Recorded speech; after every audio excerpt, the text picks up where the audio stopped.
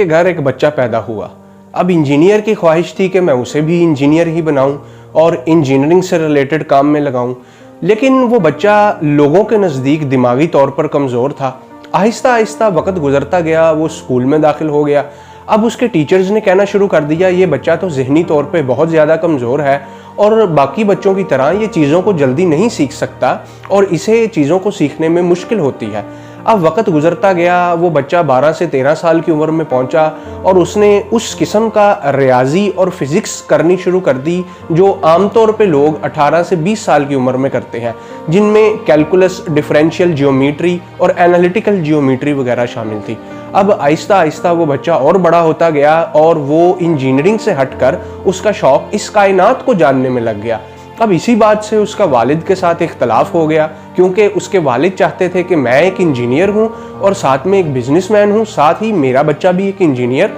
और एक बिजनेसमैन बने। लेकिन उसके वालिद को क्या पता था कि वो तो कायनात के गहरे तरीन राज खोजेगा और उसके जहन में इस कायनात को जानने का बड़ा मजबूत तजस्सुस मौजूद है। वक्त गुजरता गया, उसने एक बहुत बड़ी यूनिवर्सिटी में एडमिशन टेस्ट दिया और फिज़िक्स और मैथमेटिक्स के अलावा फ़िलासफ़ी, फ़्रेंच ज़ुबान और बाकी ज़ुबानों और फ़लसफ़े की मज़ामीन में वो बुरी तरह से फ़ेल हो गया। अब उसके प्रोफेसर ने उसके फ़िज़िक्स और मैथमेटिक्स के ग्रेड्स देखते उसको कहा कि तुम 1 साल का इंतज़ार करो और प्रेपरेशन करके दोबारा इस यूनिवर्सिटी में एंट्रेंस एग्ज़ाम दो। उसने यूनिवर्सिटी में एंट्रेंस एग्ज़ाम दिया और फ़लसफ़े के मैदान में भी, अंग्रेज़ी के मैदान में भी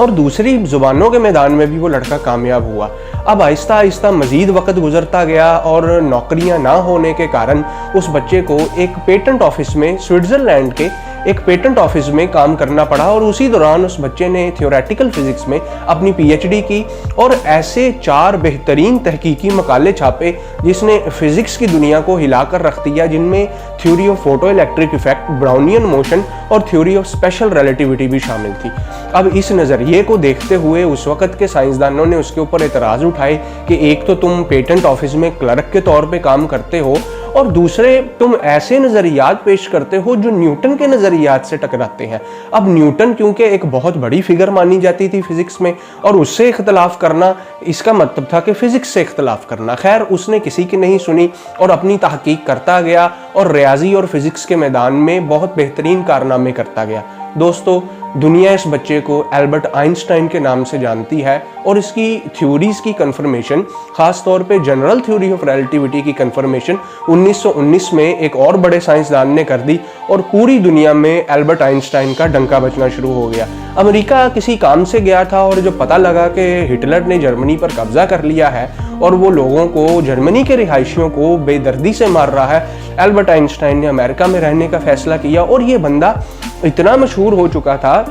कि सड़क पर चलते हुए लोग इसे रोक लेते थे और ये कहते थे, हाय आइंस्टाइन, आप हमें अपनी इस थ्योरी का मतलब समझाएं। क्योंकि थ्योरी ऑफ स्पेशल और जनरल रिलेटिविटी इस नौइयत की थ्योरीज थी और इस नौइयत की थ्योरीज आज भी हैं कि बहुत से जहन उस चीज़ को कबूल नहीं करना चाहते। जैसे कि वक़्त का तयन न्यूटन ने कहा था हर चीज़ के लिए एक होगा और ग्रेविटी जो है वो एक कशिश है, लेकिन आइंस्टाइन की थ्योरीज ने कहा कि इंसान का मैस भी चेंज हो सकता है, हर उस चीज़ का मैस भी चेंज हो सकता है जो रोशनी की रफ्तार के मुकाबले चलती है, उसके लिए वक़्त का तयन भी डिफरेंट हो सकता है। और सबसे ख़ास तौर एक बड़ी अहम बात कि ग्रेविटी कोई कशिश नहीं है, बल्कि किसी भारी जिस्म की मौजूदगी में ज़मानो मकान में खम आ जाता है और ये उस खम को हम ग्रेविटी का नाम देते हैं। अब इस बुनियाद पे आइंस्टाइन पे बहुत इख्तलाफात उठे और आइंस्टाइन के खिलाफ किताब लिखी गई 100 ऑथर्स अगेंस्ट आइंस्टाइन। और जब आइंस्टाइन को इस किताब का पता चला तो उसने कहा कि एक ही ऑथर काफ़ी था, अगर मैं गलत हूँ तो मुझे 100 ऑथर्स की ज़रूरत नहीं है। और दोस्तों, वक़्त गवाह है और तारीख़ इस बात की गवाह है कि आइंस्टाइन के नज़रियात तब भी सच्चे साबित हुए और आज भी सच्चे साबित हुए और दुनिया का सबसे बड़ा और ख़ास तौर पे 21st सेंचुरी का एक बड़ा तरीन साइंसदान आइंस्टाइन को माना जाता है, जिसने मॉडर्न फिज़िक्स की बुनियाद रखी। अगरचे वो क्वांटम मैकेनिक्स के खिलाफ था और क्वांटम फील्ड थ्योरी को इतना नहीं मानता था, लेकिन उसका नज़रिया theory of photo electric effect और बोज आइंस्टाइन कंडेंसेशन जैसी चीज़ों ने और डॉक्टर सत्येंद्र नाथ बोस और दूसरे साइंसदान की कंट्रीब्यूशंस के साथ तैयार किए जाने वाली फिजिक्स और मैथमेटिक्स ने क्वांटम के बुनियादी तरीन प्रिंसिपल्स के ऊपर काम किया और बुनियादी तरीन प्रिंसिपल्स की बुनियाद रखी। दोस्तों, एल्बर्ट आइंस्टाइन एक बहुत ही खतरनाक बीमारी जिसको एब्डोमिनल एयोर्टिक एनीरिजियम भी कहते हैं, उसके तहत आज के दिन यानी 18 अप्रैल 1955 को इस दुनिया से जा बसा।